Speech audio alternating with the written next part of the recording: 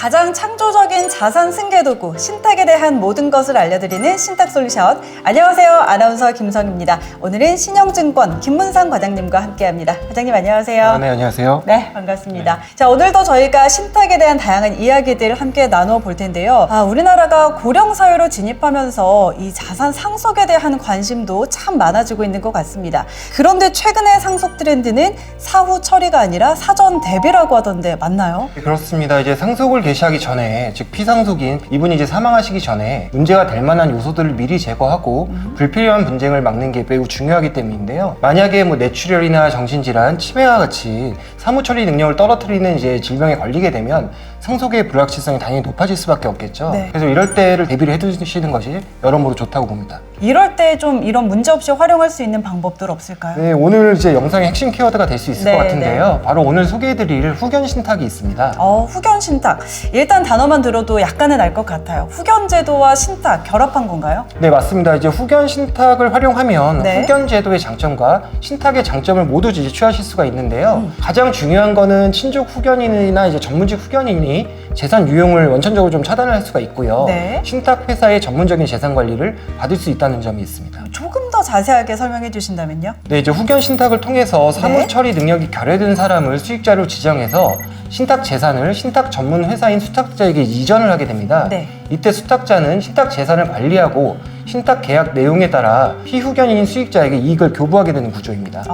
그러니까 이 재산을 신탁회사가 보존하고 관리하는 만큼 위탁자의 치매나 장애 이런 불가피한 상황으로 재산 보호가 어려울 때 특히나 더 유용할 것 같아요. 네, 그렇습니다. 이제 후견 신탁은 계약의 체결부터 변경 해지가 가정 법원의 지시에 따라서 이루어지거든요. 네. 그래서 이제 후견인조차도 신탁된 재산에 대해서는 임의로 인출할 수 없는 안전장치가 이제 마련이 되죠. 일단 개념은 조금 이해가 되는데 저희가 사례를 들어서 설명을 하면 조금 더 이해가 빨리 될 것 같습니다. 예를 들어서 불의의 사고로 가족이 모두 사망하고 홀로 남은 미성년의 아이가 있다고 한번 가정을 해보죠. 보험금, 후원금, 그리고 손해배상금 이렇게 약 10억 원의 재산이 아이에게 주어진다고 가정을 하면 이럴 때 후견 신탁을 체결하면 이 10억 원은 어떻게 관리되는 건가요? 아이가 이제 미성년자잖아요. 네. 그러면 법원에서 이제 후견인을 지정을 하게 되고요. 만약에 법정 후견 신탁을 맺는 체결을 한다고 하면 아이의 모든 재산이 이제 신탁회사에 신탁이 되고 네. 그 특정 나이, 예를 들어서 25세가 되면 신탁 재산 50%를 지급하고 30세가 되면 나머지 50%를 지급하도록 이렇게 설정을 할 수가 있고요. 이제 아이가 이제 어느 정도 25세 정도 될 때까지 고정 생활비가 계속 필요할 수가 있잖아요. 그쵸. 이제 수입이 없을 수도 있고요. 그렇게 되면 월 생활비 250만 원을 기본을 하고 교육이나 의료, 생활비는 입증되는 범위 내에서 지급을 할 수 있게 설계를 합니다. 그리고 이제 그 외에 기타 비용이 또 발생할 수도 있을 텐데요. 네네. 이땐 법원의 허가를 받아서 지급을 하도록 할 수가 있습니다. 이렇게 하면은 중요 재산은 신탁회사가 관리하고 또 후견인에 의한 재산의 부정 사용은 방지할 수가 있겠네요. 예, 그렇죠. 그리고 동시에 네. 피후견인의 생활비도 온전하게 지급이 되겠죠. 근데 이제 다만 법정 후견은 피후견인의 의사 능력이 부족할 때 법원에 의해서 네. 후견인과 후견 내용이 정해진다는 점이 단점인데요. 그래서 성년인 자산가들은 이미 후견 신탁을 활용하시는 것이 본인의 의사를 제대로 후견 계약에 반영시킬 수가 있겠습니다. 그렇다면 이미 후견 신탁의 장점은 뭐가 있을까요? 네, 이미 후견 신탁이야말로 이제 후견의 가장 완성된 형태라고 이제 볼 수가 있을 텐데요. 사무 처리 능력이 있을 때는 네. 평소처럼 재산 관리하시면 되고 나중에 이제 예상치 못한 사고로 사무 처리 능력이 이제 사라질 수가 있잖아요. 이럴 때는 신상 관리는 이미 후견인이 네. 그 재산 관리는 신탁 회사가 이제 수행을 하게 됩니다. 따라서 이제 본인이 사무 처리 능력이 충분할 때 후견인을 특정해 놓으시고 후견인의 사무 처리 내용을 후견 계약으로 체결해 두면 본인이 원하는 대로 재산 관리가 가능할 거고요.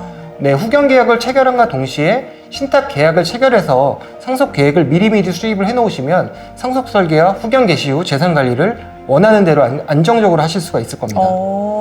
이렇게 들어보니까 정말 후견의 가장 완성된 형태인 것 같습니다. 그렇다면 이미 후견 신탁의 체결 과정은 어떻게 되나요? 네, 이게 신탁 계약이라고 해서 복잡하고 어려울 거라고 생각하시는 분들이 많은데 네. 생각보다 이게 복잡하지 않고요. 간편합니다. 사무 처리 능력이 있을 때 미리 사태를 대비해서 후견인 역할을 수행할 자녀나 제3자의 후견 계약을 체결하시고요. 동시에 믿을 만한 신탁회사와 이제 신탁 계약을 체결하시면 됩니다. 그 다음에 이제 후견 계약에 대한 공증과 등기가 진행이 되고요. 그 후에는 이제 사무 처리 능력이 충분히 있으시기 때문에 네. 그냥 평소처럼 자산 관리를 하시면 되고 나중에 이제 사무 처리 능력이 결여됐다는 의사의 진단이나 소견이 있을 경우에 미리 지정한 후견인이 가정법원의 후견 감독인 선임을 청구하고요. 법원에서 이제 결정을 받은 다음에 후견인이 신상관리와 재산관리를 시작을 하게 됩니다.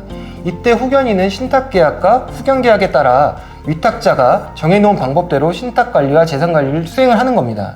그런데 이렇게 설명을 듣다 보니까 이미 후견 신탁을 활용하면 피후견인에게만 좋은 게 아니라 이 후견인에게도 굉장히 효율적일 것 같다는 생각이 들어요. 예, 맞습니다. 이제 후견인은 피후견인의 신상에 대해서 이제 집중을 할 수가 있고요. 네. 신탁회사는 피후견의 재산관리 이쪽에 집중을 할 수가 있기 때문에 이제 역할 분담 네. 차원에서 집중도가 높아질 수가 있고요. 후견 신탁은 독립된 신탁회사가 재산관리를 수행을 하고 후견인은 피후견인을 위해 월 단위로 지급되는 네. 정기 교부금만을 사용할 수 있기 때문에 후견인에 대한 재산 유용 이게 아까 굉장히 큰 문제가 될 수 그렇죠. 있다고 했잖아요. 피후견인의 신상 보호에 이제 전념할 수 있도록 함으로써 후견 제도의 문제점을 충분히 보완할 수가 있습니다.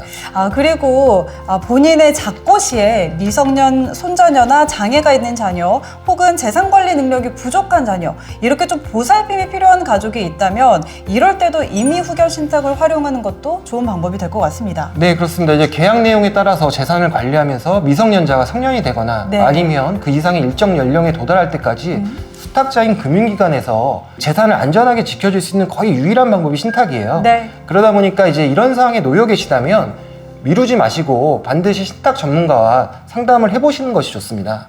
네, 맞습니다.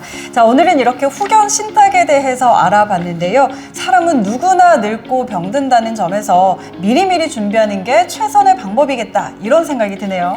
네, 그렇죠. 저도 이제 고객님들과 상담을 하다 보면 네. 미리 이제 준비하시는 거에 대해 필요성을 다 인지를 하고 계세요. 근데 당장 나에게 이제 닥치지 않을 일 이렇게 생각을 하시면서 네네. 차일피일 미루시는 경우가 많은데요.